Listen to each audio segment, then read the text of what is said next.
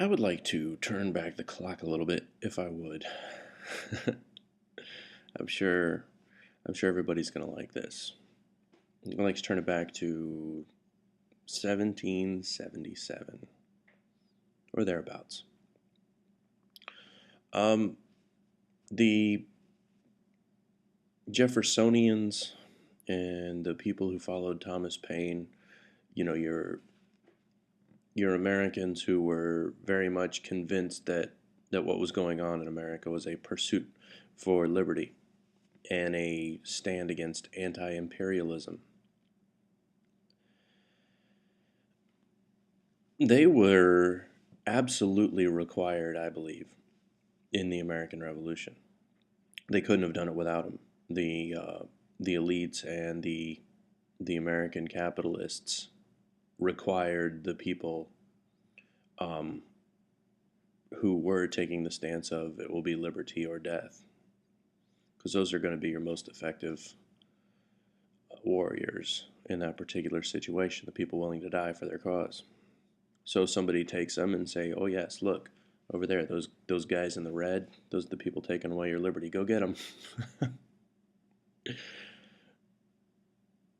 Meanwhile, um, loyalists and people who chose to stay loyal to the crown within America got to have their properties seized, their printing presses smashed and burned.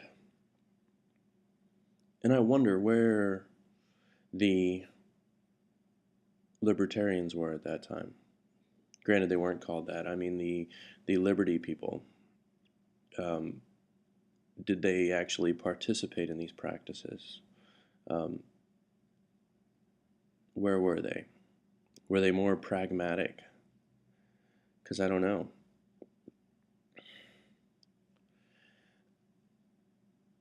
Later on, after the revolution, you had Shea, who assembled several thousand people, and we darn near had an American Civil War directly after the American Revolution, just right then and there, just a few years later.